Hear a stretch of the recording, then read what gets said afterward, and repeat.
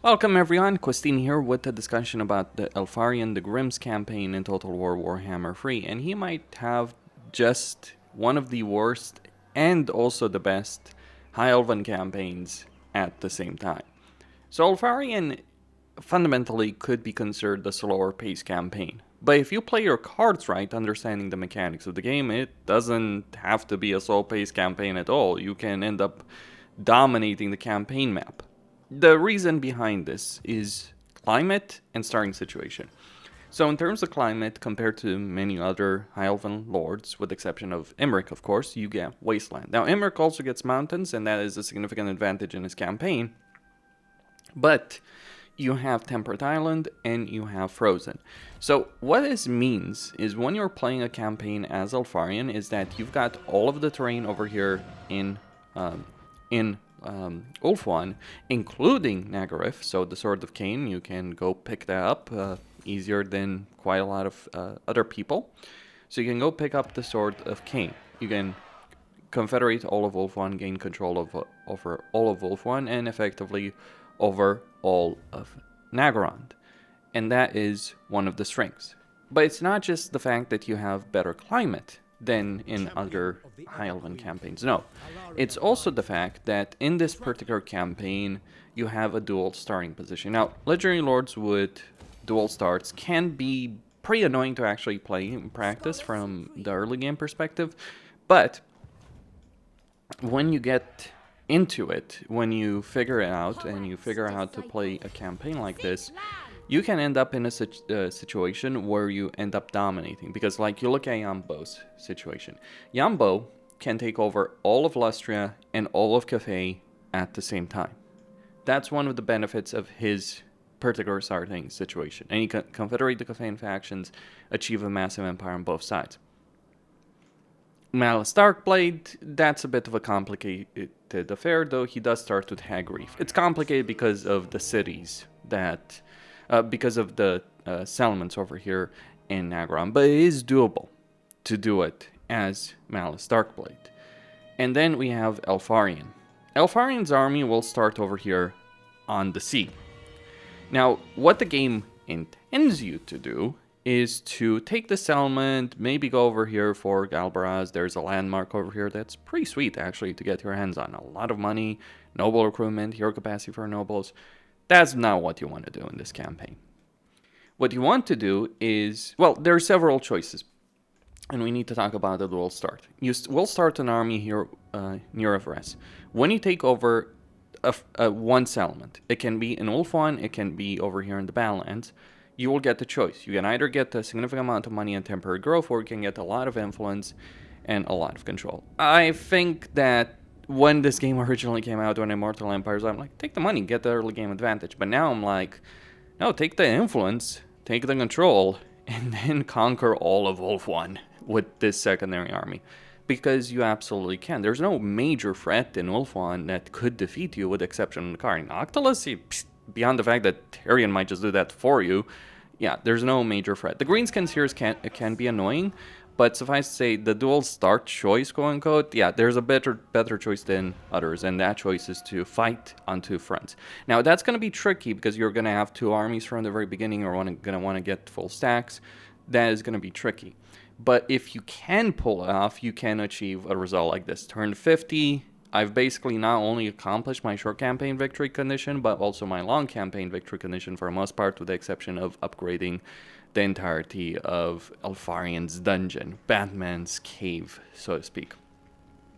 That is certainly one of the annoying things in this campaign. But suffice to say, because you have two armies from the beginning, and you're fighting on two sides, you can maintain enough money to supply them. It's not necessarily the easiest thing, but it is possible. And crucially, you can gain a lot of territory much faster than any other High Elven Legendary Lord. You could say, well, Imric can get Calador. Yeah, he'll get jack shit. And by the time he actually gets Calador, it will be complicated to unite Ulthuan. The fact that you start with an army in Ulthuan means what you can do, really, beyond taking northern and southern Everest, is you can go over here, Safri, take it before Tyrion or Alariel decide to get any ideas. You can go into Calador, take Val's Anvil, take the entire coastline. And basically, by taking Safri and Val's Anvil and Calador, you limit Tyrion's expansion choices, which makes it easier to confederate with him. And that's one of the keys, by the way. If you're playing any other campaign in Tyrion and you want to confederate Tyrion, that's one of the things you want to do. Unless you want to spend a long campaign without doing that. Alarielle is easier to confederate than Tyrion. The simple reason is she's more vulnerable. So she's got Be'lakor, she's got Norskins. So over here, for instance, I allied Alarielle. I've reskilled her over here, so I'm just waiting for her skill points. In fact, that might actually just be ready. Or it will be soon enough. No, next to one more turn. So Alarielle is easier because she's got Be'lakor, she's got the Norskins, she's got other factions. And essentially the key to Confederation is to be stronger than the faction you're allying. Ideally, you would not ally a faction, but with Alarielle, yeah, you kind of like, unless, like you could ignore Southern Vrest and go over here for Nakari and limit Alarielle's expansion, but I'd say it's like easier to confederate Alarielle for military alliance and just having her armies being destroyed than it is Tyrion. So limiting Tyrion's options and going after Stankia Morathi. Like in this case, for instance, the Stankia had been defeated by Morathi. I showed up, finished her off, and then, well, let's just say Tyrion paid a visit to Morathi with 3 full stacks over here. 4 full stacks that I have in this area. Actually, no, it's not 4 full stacks. It's 9 stacks that I have in this particular area. This is absurd. I'm sorry. This is like turn 50. Maintaining 9 stacks is one of the most absurd things I've done. Oh, sure. I'm running out of money. I want to point out I'm generating almost 60,000 cash, and I'm spending almost 60,000. And I'm not just maintaining 9 armies over here. No. I'm maintaining 13. And I'm talking here not armies that are lacking and stuff. I'm talking here full bloody armies. Sure, we're talking about high elven archers, we're talking about things, but it's like the only, like, give me one more province, I will afford it. The only downside in this campaign is really the mountainous situation, but it's like you can deal with that, and the sheer amount of power that you have just because you have 2 armies on the same side, on different expansion paths, and they have a relatively expansion path. Like, oh, okay, Warzag might be a problem over here, absolutely. But here's the thing about Warzag: his army cannot defeat yours. Like 1 stack of Warzags will not defeat your army, at least under Eltharion. But you might not necessarily want to deal with that, because one of the things I did here is I showed up in Sartosa. I took my army, didn't even take the territory, because I was like, you know what, it can be awful, and you might just let Scarbrand have it, because he will build up these settlements as opposed to you getting them at tier 1. You might get them at tier 2 if you let Scarbrand build up. So I showed up over here in Sartosa, took Sartosa, because Sartosa's garrison is not going to be able to stop Eltharion's starting army. Like the basic garrison, the one that it starts with, is not going to stand a chance. Eltharion has a hero, he's got the archers, he does have enough units in his army with the Silvering Guard, with the archers he has, with the Eagle Claw Ball Thrower, to be able to win this fight. Or, I mean, you could just take the settlement and just build a couple of units and then go for Sartosa. But going for Sartosa quickly means you'll take Tylea, you sell it to Belegar, you get a military alliance with Belegar, and then you go deal with Scrag. Or you can ignore Scrag and just let everyone fight it out. Over here, I did deal with Scrag. Ekakla declared war. Me and Belegar wiped him out. Or rather, Belegar wiped him out. I dealt with a couple of armies, but Belegar took Skaven Blight. And then that just leaves what? that just leaves Mogur. Well, yeah, Mogur's not going to be able.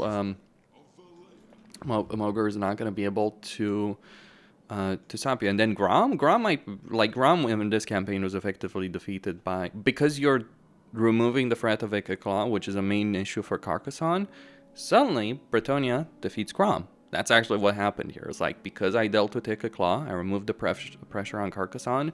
They turn around, like Orion and the Fey Enchantress turn around, through everything they had against Grom, who was fighting other people. He effectively got wiped out, and I just came here to finish the job. That's the potential of this campaign. And besides, you can always send, like, once I confederated Tyrion, I just sent Alistair. That is the power of this campaign. Like, actually, someone mentioned this. It's like, you can take Sartosa very quickly. It's like, let's try it out. And that was the reason I decided to play this campaign. It's like, what happens if you just ignore going to the Badlands? And, well, the distances here in the Badlands can be great, so you can waste a lot of time. Whereas the distances over here in Tylea aren't so great. So And when you defeat, and one of the things to point out, picking fights with legendary lords might seem risky, but if you win, you get a lot of money because legendary lords inherently will give you better financial rewards. And then you can also get even better financial rewards for the prison and interrogation, and then releasing them back in the wild to defeat them again, and also get a portion of their income. See, that this is Eltharion's guerrilla style campaign, if you will, over here. There is a significant amount of potential over here. Like, just the fact that you can, every lord you fight, you can bring them into prison, you can interrogate them, and you can then release them and gain a portion of, siphon a portion of that faction's money. Now, I haven't upgraded this because you won't capture them so easily. You won't capture them so easily with Autoresolve. That's annoying. You can guarantee almost a capture in every battle. It's just kind of a frustrating mechanic, I admit. Like, the entire dungeon over here, getting the warden supplies is just genuinely a frustrating mechanic to tackle in a campaign. But if you do it, like, that's the thing. Like, if you are willing to fight a decent number of battles manually, you do have a chance for Autoresolve. There's a mod that helps with that if you're willing to use it, but I tried to. It wasn't working. Maybe it's because it's interfering with other Autoresolve mods. I don't know. Or because other mods in general. Like, you never know. Or the patch, because the patch that Creative Assembly has recently released, yeah, it kind of broke a couple of things. Let's just leave it there. Now, beyond the sheer potential, you do get extra unique units that only Eltharion has. Now, these units aren't necessarily the best units in a campaign, but they will certainly spice things up. So you get things like the Skyhawks, the Sentinels of Astari, the Spire Guard of Torivres, and then the Faith Bearers. And you can recruit these from either special camps that you can construct everywhere that you may want to do so, or you get or with Torivres, and this is the reason you never want to give up Torivres, or with Torivres you get capacity for these units, and then yeah, you get the Mistwalker command post. The Mistwalker Citadel, which increases the capacity and reduces the recruitment cost. And then you finally have a really powerful flying unit of the Knights of Torgal. Dragons are all well and good, don't get me wrong, but like these kind of units are actually more useful in a lot of ways. I'll explain why. Dragons are great, but dragons are a big entity that can easily be hit by missiles. The smaller units like Pegasus, Royal Hippogriffs, they won't be hit by missiles so easily, and because they're smaller, they have better pathfinding. So it's actually easier to make use of them in battles, in particular in sieges. One of the main benefits of Bretonnia is that they have flying cavalry, which gives them a significant siege advantage due to that ability. While Eltharion gets the Knights of Torgal at a higher level. He doesn't necessarily have the best quest situation. Well, he does have one quest battle, but he also has a couple of quests. Not necessarily the best rewards from that, but decent enough. I mean, Tyrion is far better in that respect, honestly. That even Teclis, I think, is much better from that respect. Then if we look at his lore skill line, he gets immunity to Barren, Wasteland, Attrition, given that he's fighting in... Like, it would be nice if it was a faction-wide effect, because some lords do have that. Like, it's so weird. Kemmler has faction-wide chaotic waste attrition immunity for every single one of his armies. You don't, when you've got a campaign tailored for this. Like, this is the reason you want to go for the dual start. You don't want to devote too much efforts, because every other army that you're going to have in the Badlands is just going to take attrition from that, and that's annoying. In terms of his special skill line, he's kind of melee focused, believe it or not. Like, I haven't gotten both of the Mistwalker benefits over here, but you can get things like stock, because I haven't started unlocking the full power. But you get various benefits for Mistwalkers. You get global recruitment benefits, benefits, campaign movement range. You reduce enemy leadership, which is always a really powerful effect. Yes, it costs 1 control, but that's not really going to be an issue. You get a lot of armor when defending. You get armor for shielded units.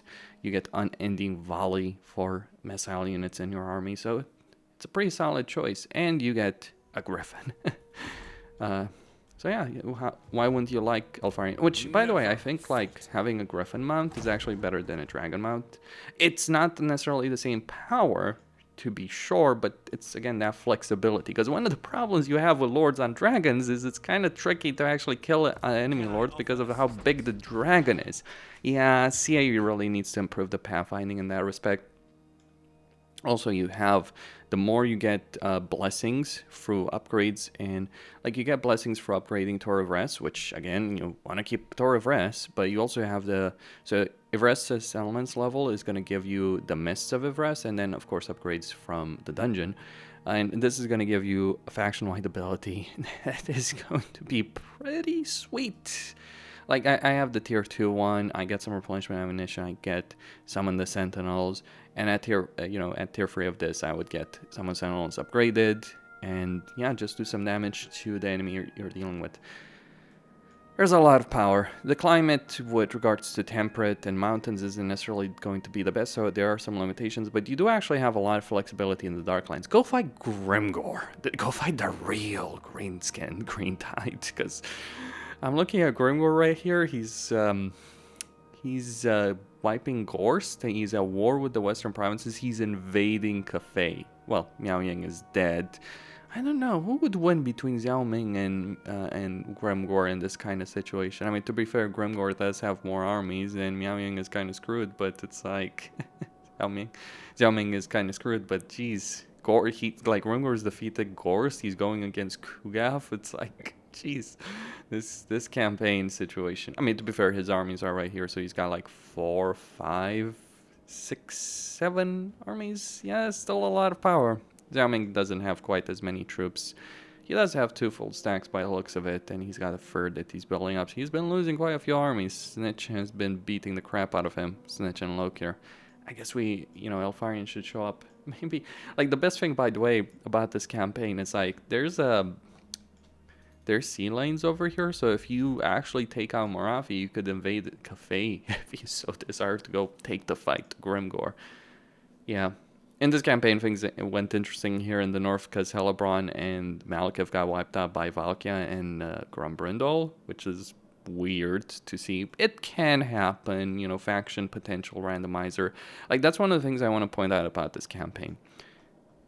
Who you're going to fight and how powerful they're going to be, like, there's so many Legion Lords. You've got Queek, you've got Ikekla, you've got Scarbrand, you've got, hell, I even fought Manfred in this particular case and actually beat the crap out of him, though right now he's just sitting on his ass with like 5 armies. It's so weird, because he's at war with Volkmar. It's like they're just both sitting on their ass, doing nothing right now. Well, I guess he did defeat a lot of Volkmar's army. No problem, Manfred. We'll just sort that out. And it's like, you should call him, you should call Eltharion Dwarf Friend, because you will actually make a lot of alliances with the dwarves. Like, I'm not joking. So I've got alliances with Thorgrim, I've got alliances with Thoric. Hell, I could even get along with Grumbrindal if I really wanted to. Then again, Grumbrindal does have some territory that I actually want. Or maybe I don't. I don't know. Hard to say. Maybe I take all of these powerful armies and march them across the sea and march on Grimgor. Regardless, it's a great campaign if you overcome the early game situations, and there's a lot of unique units. But I would say, like, it's not the unique units or the faction effects that really make this work. I think it's the dual start aspect and the climate situation with the Wasteland and the opportunities that gives you. I do believe Eltharion can also be pretty annoying to play in a lot of ways, but it's a great campaign if you're playing it as an aggressive expansionist, so there's benefits from that particular perspective. Go to Steam here, signing out. Don't forget to subscribe, like, and enable notifications, and stay tuned for more.